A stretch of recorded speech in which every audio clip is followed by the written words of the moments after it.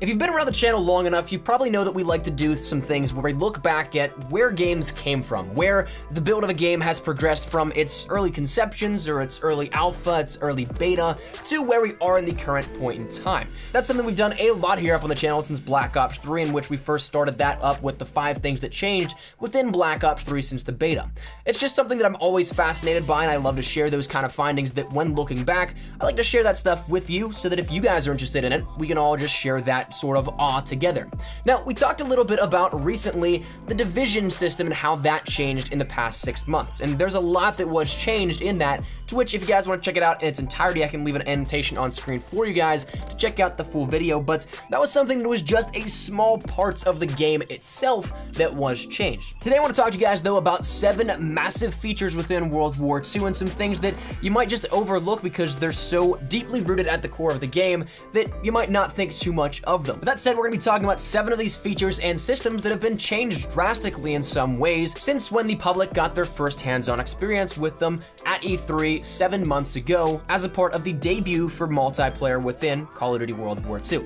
Now, I was fortunate enough that I had the ability to go out there, and the footage you'll be seeing in the background at times referencing this build that was straight from E3 and the capture event that we had out there. So I'm going to hopefully do as best as I can to showcase some of these things here with this. I did get confirmation though that a lot of the stuff in terms of menu footage and all that still cannot be showcased, to the point that I can't do a compare and contrast on some of the other things, but for the most part I think that it'll be okay, to the sense that we can get the point across as explicitly as possible and in a manner that is clear and concise. So let's start out with the division system, kind of recapping a little bit about what we talked about in that last video once again.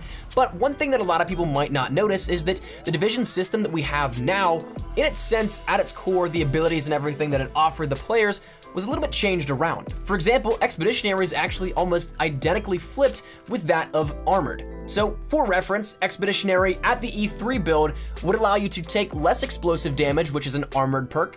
Then you'd also have the ability to have extra magazines, which is infantry. Then you'd also be immune to shell shock and tacticals, which also, once again, is Armored's ability now. Now, swapping that back and forth, how it's once again a little bit of a role reversal here. Armored would allow you to take an extra tactical, but even to showcase a little bit more of the mix up here, it also allowed you to take a rocket launcher as a secondary and add an extra primary attachment onto your weapon. So you can see there starts to be a lot of these crossovers that bleed into other places that we see now. So the system at its core had a lot of different changes in which these abilities weren't the same as they are currently. So whether that be something that you might think of for balancing, which is more than likely the case, or it's something that you just wanted to adjust it accordingly, or sledgehammer that is rather, the E3 build in terms of the divisions at the base, what they offered the player was tremendously different. And one thing that you might consider to be a great change in terms of if we were to go back to it would be the Mountain Division, because Mountain Division did not offer any silent movements or invisible to recon.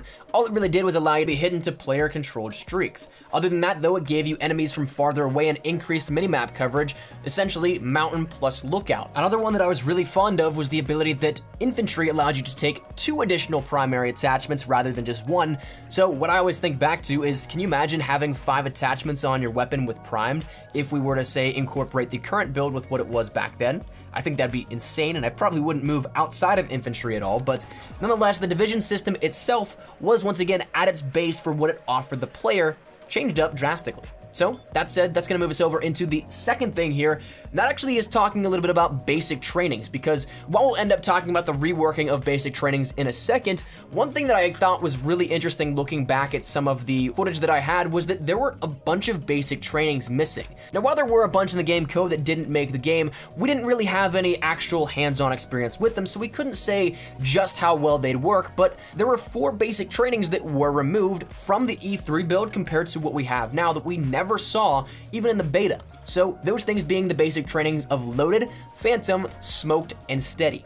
Now, they will appear in some capacity, but not in their entirety as they did within E3. So for example, Loaded allowed you to take extra magazines and reload weapons faster. Essentially forage, but without the ability to pick up ammunition. Phantom allowed you to have quieter movement and to take no fall damage and also be invisible to enemy recon aircraft while moving. So once again, a kind of combination of some of the things that we've already seen. Then we ended up having Smoked, which allowed you to take an extra piece of lethal equipment, but also you had a smoke grenade as a tactical. Then we also had Steady, once again, which made you immune to shell shock and tactical equipment. Something that we talked about recently is going to be adjusted within World War II, the shell shock values, but you are completely immune to all of it, very similar, once again, tying into the current division proficiencies. You also had the ability to sprint for longer distances. So once again, kind of throwing in a little bit of a mix of what we already know, but these never made their way into the game. So these were completely cut, and their abilities were sort of absorbed by other basic trainings or proficiencies within each division. Now, as for the third thing, once again, we talked about, we're going to mention the reworking of basic trainings, and what I mean by this is the system in which the basic trainings work right now was ever so slightly different than that of what it was when it was first introduced to the world within the E3 demo in Los Angeles. Now, we did mention this last month in our video on how the division system specifically was changed drastically, but at the base, the basic trainings don't do as much as they used to. When we end up taking a look at how basic trainings worked in E3, they offer up to 3 abilities, and you would never see a basic training with 1 ability to offer. But now we end up only seeing the most that a basic training will offer is 2 abilities, and many only including 1 basic ability. Not really all that many bonus. So when you take a look at it, at its core, I'd love to have more things added in on top of a basic training so that I can essentially get more air quote perks out of it, but the system as of right now does not allow you to have as much as E3 did, thus making it once again another kind of drastic change here in how the game progressed in just a few short months. Now, the fourth thing I want to talk about is one that I actually started to think about in a different perspective. One that we have this common general timeline of how it's progressed, but I'm wondering if it is something that was almost pushed in that direction to end up adding a new layer to the create a class system to how the progression in ranks works out. So that is going to be in which the classified weapons were first showcased, because whether it was an afterthought or just the intention of showing off classic weapons beforehand, like the MP40 and the Kar98K, those were the earliest of the playable versions that we ended up getting, and we did not have those locked behind anything. There was no max tier system for the division ranks or anything like that. They were built into our pre-made classes at E3. And I guess that can be easily attributed to a quick get in, get out build and private match without ranks needed at E3, but the first mention of classified weapons came out of the beta, to which we had no idea which would be classified, and unbeknownst to us that played at E3, we already used a couple of them. So my recent thoughts on this are maybe they changed it to the fact that they could add in a new level to the create a class system in which you have to rank up divisions and also your soldier as well, but you can do it at different paces. So whereas it might have just been a sort of marketing thing to show off 2 weapons that are very prominent within the World War II era, it also might be something that they added this in as an afterthought. Hey, we could drastically change what people know about unlocking weapons within World War II. And to this day, I still think that it's one of the most fantastic changes to the create a class system, because you have a weapon unlocked for the duration of it after you prestige your division, but you could also get that higher caliber weapon at a much lower rate. I think I got my MP40 at level 20, no prestige. So it was something that I did very quickly and got out of the way, and thus changed how the system of unlocking weapons itself was changed overall. Now, the fifth thing is one that is a little bit with some gameplay that you'd have to pay drastic attention to. That being the aim assist, because it seems like while we don't have all that much aim assist right now in game, it is still better than that of what it was. Now, as for the exact variables and everything and how everything works on a technical level, I couldn't dig that far deep into it because obviously I don't have that build of the game to test at its core and at its base the values and the properties and how everything would work. But it is something that, reviewing tons of footage from then, it seems to be in line that the aim assist is actually that of a weaker version of what we have right now, which is interesting because not many people will say there is aim assist at all within this game. So if it's weaker, was there any at all to begin with? So it's a little thought that pops into my head, but also one that is a noticeable change up compared to where we were a couple of months back. Well, as for number 6, this deals with the atmospheric feel of World War II and the environments around each individual map.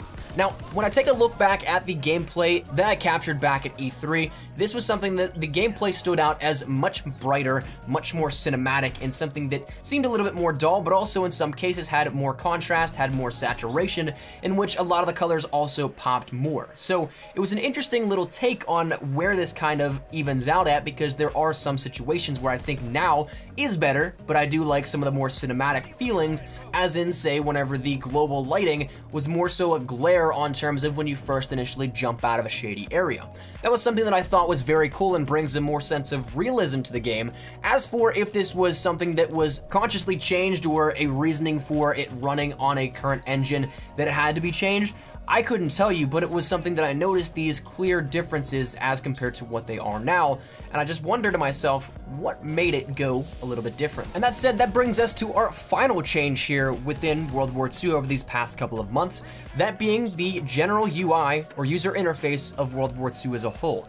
If you were to take a look back at some of the menu footage, which once again, I unfortunately cannot put up on screen for you guys to give a decent compare and contrast, the font itself was much different, things like the play of the game was different, all sorts of different things were changed about and slightly altered compared to that build compared to where we are now, in which a lot of it seemed a little bit cooler, I think, in terms of the way that everything just genuinely looked. It looked almost as if a more World War II era typeface was being used, or some more designs as such, but now we get what we have, and while it is something that is, of course, doing the job perfectly fine, looking back at it, I think I might take the version from E3 if I had the option.